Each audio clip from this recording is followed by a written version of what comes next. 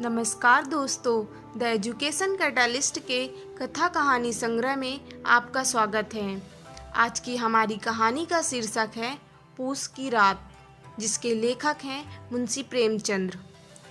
हल्कू ने आकर स्त्री से कहा, सहना आया है, लाओ, जो रुपए रखे हैं उसे दे दूं। किसी तरह गला तो छूटे। मुन्नी झाड़ू लगा रही थी, पीछे फिरकर बोली, 3 ही रुपए हैं, दे दोगे तो कंबल कहाँ से आवेगा? माघ पूस की रात हार में कैसे कटेगी? उससे कह दो फसल पर दे देंगे, अभी नहीं। हल्कू एक क्षण अनिश्चित दशा में खड़ा रहा। पूस सिर पर आ गया। कंबल के बिना हार में रात को वह किसी तरह सो नहीं सकता, मगर सहना मानेगा नहीं। घुड़कियां जमावेगा, गालियां देगा। बला से जाड़ों में मरेंगे, बला तो सिर से टल जाएगी। यह सोचता हुआ वह अपनी भारी भरकम डील लिए हुए, जो उसके नाम को झूठ सिद्ध करता था, स्त्री के समीप आ गया और खुशामद करके बोला, दे दे, गला तो छूटे, कंबल के लिए कोई दूसरा उपाय सोचेगा। मुन्नी उसके पास से दूर हट गई और आंखें तरेरती हुई बोली, कर चुके दूसरा उपाय, जरा सुनूं तो, कौन सा उपाय करोगे? कोई खैरात दे देगा कंबल? ना जान कितनी बाकी हैं, जो किसी तरह चुकने ही नहीं आती। मैं कहती हूँ, तुम क्यों नहीं छोड़ देते खेती? मर मर के काम करो, उपज हो तो बाकी दे दो। चलो छुट्टी हुई, बाकी चुकने के लिए ही तो हमारा जन्म हुआ है। पेट के लिए मजूरी करो, ऐसी खेती से बाज आए। मैं रुपए ना दूंगी। हल्कू उदास होकर बोला, तो क्या गालियाँ खाऊं? मुन्नी ने तड़प कर कहा, गाली क्यों देगा? क्या उसका राज है? मगर यह कहने के साथ ही उसकी तनी हुई भौं ढीली पड़ गई। हल्कू के उस वाक्य में जो कठोर सत्य था, वह मानो एक भीषण जंतु की भांति उसे घूर रहा था। उसने जाकर ओले पर से रुपए निकाले और लाकर हल्कू के हाथ पर रख दिए। फिर बोली, तुम छोड़ दो अब की से खेती। मजूरी में सुख से एक रोटी तो खाने को मिलेगी, किसी की धौंस तो ना रहेगी। अच्छी खेती है, मजूरी करके लाओ, वह भी उसी में झोंक दो, उस पर धौंस। हल्कू ने रुपए लिए और इस तरह बाहर चला मानो अपना हृदय निकाल कर देने जा रहा हो। उसने मजूरी से एक एक पैसा काट काट कर 3 रुपए कंबल के लिए जमा किए थे। वह आज निकले जा रहे थे। एक एक पग के साथ उसका मस्तिष्क पानी दीनता के भार से दबा जा रहा था। पूस की अंधेरी रात, आकाश पर तारे भी ठुठुरते हुए मालूम होते थे। हल्कू अपने खेत के किनारे ऊख के पत्तों की एक छतरी के नीचे बांस के खटाले पर अपनी पुरानी गांठे की चादर ओढ़े पड़ा कांप रहा था। खाट के नीचे उसका संगी कुत्ता जबरा पेट में मुंह डाले सर्दी से कूं कूं कर रहा था। 2 में से एक को भी नींद नहीं आ रही थी। हल्कू ने घुटनियों को गर्दन में चिपकाते हुए कहा, क्यों जबरा, जाड़ा लगता है? कहता तो था घर में पुआल पर लेट रहा, तो यहाँ क्या लेने आए थे? अब खाओ ठंड, मैं क्या करूं? जानते थे मैं यहाँ हलवा पूरी खाने आ रहा हूँ?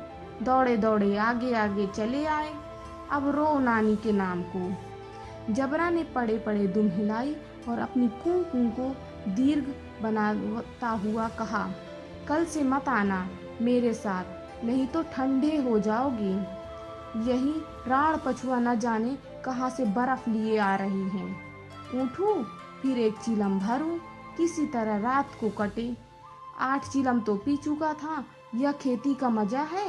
और एक भगवान ऐसे पड़े हैं जिनके पास जाड़ा आए तो गर्मी से घबरा कर भागे। मोटे मोटे गद्दे, लिहाफ, कंबल, मजाल है जाड़े का गुजर हो जाए।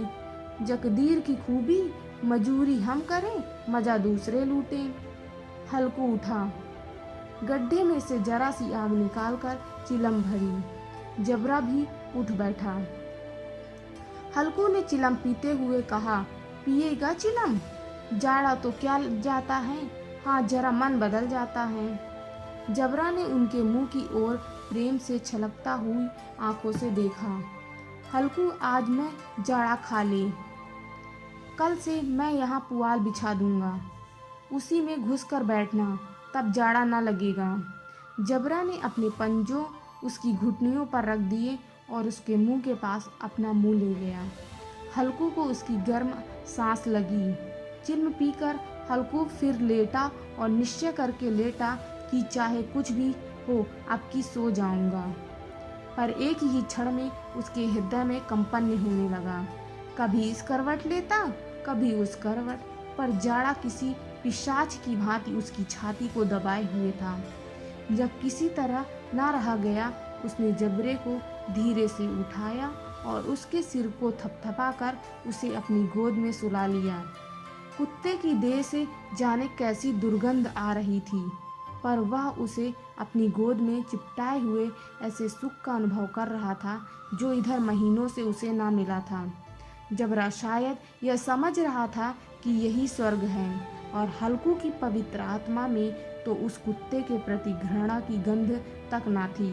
अपने किसी अभिन्न मित्र या भाई को भी वह इतनी तत्परता से गले लगाता। वह अपनी दीनता से आहत न था जिसने आज उसे इस दशा को पहुंचा दिया। नहीं, इस अनोखी मैत्री ने जैसे उसकी आत्मा के सब द्वार खोल दिए थे और उनका एक एक आणु प्रकाश से चमक रहा था। सहसा जबरा ने किसी जानवर की आहट पाई। इस विशेष आत्मीयता ने उसमें से एक नई स्फूर्ति पैदा कर रही थी, जो हवा के ठंडे झोंकों को तुच्छ समझती थी। वह झपट कर उठा और छपरी से बाहर आकर भूखने लगा। हल्कू ने उसे कई बार चुमकार कर बुलाया, पर वह उसके पास न आया। हार में चारों तरफ दौड़ दौड़ कर भूखता रहा। एक क्षण के लिए आ भी जाता तो तुरंत फिर दौड़ता। कर्तव्य उसके हृदय में अरमान की भांति ही उछल रहा था। 1 घंटा और गुजर गया। रात ने शीत को हवा से धंधकाना शुरू किया। हल्कू उठ बैठा और दोनों घुटनों को छाती से मिलाकर सिर को उसमें छिपा लिया। फिर भी ठंड कम ना हुई। ऐसा जान पड़ता था सारा रक्त जम गया है, धमनियों में रक्त की जगह हिम बह रही है। उसने झुककर आकाश की ओर देखा। अभी कितनी रात बाकी है। सप्तर्षि अभी आकाश में आधे भी नहीं चढ़े। ऊपर आ जाएंगे तब कहीं भी सवेरा होगा। अभी पहरते ऊपर रात है। हल्कू के खेत से कोई एक गोली के टप्पे पर आमों का एक बाग था। पतझड़ शुरू हो गई थी। बाग में पत्तियों को ढेर लगा हुआ था। हल्कू ने सोचा, चलकर पत्तियां बटोरूं और उन्हें जलाकर खूब तापूं। रात को कोई मुझे पत्तियां बटोरते देखेगा तो समझेगा कोई भूत है। कौन जाने कोई जानवर ही छिपा बैठा हो। मगर अब तो बैठे नहीं रह जाता।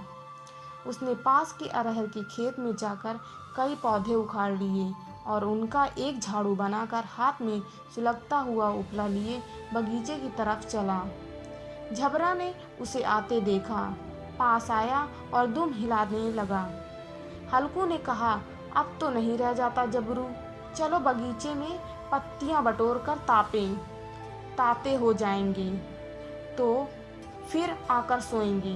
अभी तो बहुत रात है। जबरा ने कूं कूं करे के सहमति प्रकट की और आगे बगीचे की ओर चला। बगीचे में खूब अंधेरा छाया हुआ था और अंधकार में निर्दय पवन पत्तियों को कुचलता हुआ चला जाता था। वृक्षों से ओस की बूंदें टप टप नीचे टपक रही थी। एकाएक एक झोंका मेहंदी के फूलों की खुशबू लिए हुए आया। हल्कू ने कहा, कैसी अच्छी महक आई जबरू, तुम्हारी नाक में भी तो सुगंध आ रही है। जबरा को कहीं जमीन पर एक हड्डी पड़ी मिल गई, उसे चिंचोड़ रहा था। हल्कू ने आग जमीन पर रख दी और पत्तियां बटोरने लगा। जरा देर में पत्तियों का ढेर लग गया था। हाथ ठिठुरते जाते थे, नंगे पांव गले जाते थे और वह पत्तियों का पहाड़ खड़ा कर रहा था। इसी अलाव में वह ठंड को जलाकर भस्म कर देगा। थोड़ी देर में अलाव जल उठा। उसकी लौ ऊपर वाले वृक्ष की पत्तियों को छूकर भागने लगी। उस अस्थिर प्रकाश में बगीचे के विशाल वृक्ष ऐसे मालूम होते थे मानो उस अथाह अंधकार को अपने सिरों पर संभाले हुए हो। अंधकार के उस अनंत सागर में यह प्रकाश एक नौका के समान हिलता मचलता हुआ जान पड़ता था। हल्कू अलाव के सामने बैठा आग ताप रहा था। एक क्षण में उसने दोहर उतार कर बगल में दबा ली, दोनों पांव फैला दिए मानो ठंड को ललकार रहा हो। तेरे जी में जो आए सो कर। ठंड की असीम शक्ति पर विजय पाकर वह विजय गर्व को हृदय में छिपा ना सकता था। उसने जबरा से कहा, क्यों जब्बर, अब ठंड नहीं लग रही है? जब्बर ने कूं कूं करके मानो कहा, अब क्या ठंड लगती ही रहेगी? पहले से यह उपाय ना सूझा, नहीं इतनी ठंड क्यों खाते? जब्बर ने पूंछ हिलाई। अच्छा आओ इस अलाव को कूदकर पार करें, देखे कौन निकल जाता है। अगर जल गए बच्चा तो मैं दवा ना करूँगा। जब्बर ने उस अग्नि राशि की ओर कतार नेत्रों से देखा। मुन्नी से कल ना कह देना, नहीं लड़ाई करेगी। यह कहता हुआ वह उछला और उस अलाव के ऊपर से साफ निकल गया। पैरों में जरा लपट गई पर वह कोई बात न की। जबरा आग के गिर्द घूमकर उसके पास आ खड़ा हुआ। हल्कू ने कहा, चलो चलो इसकी सही नहीं, ऊपर से कूद कर आओ। वह फिर कूदा और अलाव के इस पार आ गया। पत्तियां जल चुकी थी, बगीचे में फिर अंधेरा छा गया था। राख के नीचे कुछ कुछ आग बाकी थी, जो हवा का झोंका आ जाने पर जरा जल उठती थी, पर एक क्षण में फिर आंखें बंद कर लेती थी। हल्कू ने फिर चादर ओढ़ ली और गर्म राख के पास बैठा हुआ एक गीत गुनगुनाने लगा। उसके बदन में गर्मी आ गई थी, पर ज्यों-ज्यों शीत बढ़ती जाती उसे आलस्य दबाए लेता था। जबरा जोर से भूंकर खेत की ओर भागा। हल्कू को ऐसा मालूम हुआ कि जानवरों का एक झुंड खेत में आया है। शायद नीलगायों का झुंड था। उनके कूदने दौड़ने की आवाज़ें साफ कान में आ रही थी। फिर ऐसा मालूम हुआ कि खेत में चर रही हैं। उनके चबाने की आवाज़ चर चर सुनाई देने लगी। खेत में चर रही हैं, उनके चबाने की आवाज़ चर चर सुनाई देने लगी। उसने दिल में कहा, नहीं, जबरा के होते कोई जानवर खेत में नहीं आ सकता। नोच ही डाले, मुझे भ्रम हो रहा है। कहाँ? अब तो कोई नहीं सुनाई देता। मुझे भी कैसा धोखा हुआ। उसने जोर से आवाज़ लगाई, जबरा जबरा। जबरा भूखता रहा, उसके पास न आया। फिर खेत के चरे जाने की आहट मिली। अब वह अपने को धोखा ना दे सका। उसे अपनी जगह से हिलना जहर लग रहा था। कैसा दंदकाया हुआ बैठा था। इस जाड़े पाले में खेत में जाना, जानवरों के पीछे दौड़ना असह जान पड़ा। वह अपनी जगह से ना हिला। उसने जोर से आवाज़ लगाई, हिलो हिलो हिलो। जबरा फिर भूख उठा। जानवर खेत में चर रहे थे। फसल तैयार है, कैसी अच्छी खेती थी, पर ये दुष्ट जानवर उसका सर्वनाश किए डालते हैं। हल्कू पक्का इरादा करके उठा और 2-3 कदम चला, पर एकाएक हवा का ऐसा ठंडा चुभने वाला बिच्छू के डंक सा झोंका लगा कि वह फिर बुझते हुए अलाव के पास आ बैठा और राख को कुरेद कर अपनी ठंड देह को गरमाने लगा। जबरा अपना गला फाड़ डालता था। नीलगायें खेत का सफाया किए डालती थी और हल्कू गर्म राख के पास शांत बैठा हुआ था। अकर्मण्यता ने रस्सियों की भांति उसे चारों तरफ से जकड़ रखा था। उसी राख के पास गर्म जमीन पर वहीं चादर ओढ़कर वह सो गया। सवेरे जब उसकी नींद खुली तब चारों तरफ धूप खिल बैठी थी। मुन्नी बुला रही थी और कह रही थी कि सोते ही रहोगे, तुम यहाँ आकर रम गए और उधर सारा खेत चौपट हो गया। हल्कू ने उठकर कहा, क्या तू खेत से होकर आ रही है? मुन्नी बोली, सारे खेत का सत्यानाश हो गया। भला ऐसा कोई सोता है? तुम्हारे यहाँ मड़ैया डालने से क्या हुआ? हल्कू ने बहाना किया, मैं मरते मरते बचा, तुझे अपने खेत की पड़ी है। पेट में ऐसा दर्द हुआ कि मैं नहीं जानता हूँ। दोनों फिर खेत के डांड पर आए। देखा सारा खेत रौंदा पड़ा हुआ है और जबरा मड़ैया के नीचे चित्त लेटा है, मानो प्राण ही ना हो। दोनों खेत की दशा देख रहे थे। मुन्नी के मुख पर उदासी छाई थी, पर हल्कू प्रसन्न था। मुन्नी ने चिंतित होकर कहा, अब मजूरी करके मालगुजारनी भरनी पड़ेगी। हल्कू ने प्रसन्न मुख से कहा, रात को ठंड में यहाँ सोना तो नहीं पड़ेगा। अगर आपको हमारी ये कहानी अच्छी लगी हो तो प्लीज़ इसे लाइक करें, हमारे चैनल को सब्सक्राइब करें और शेयर करें। धन्यवाद।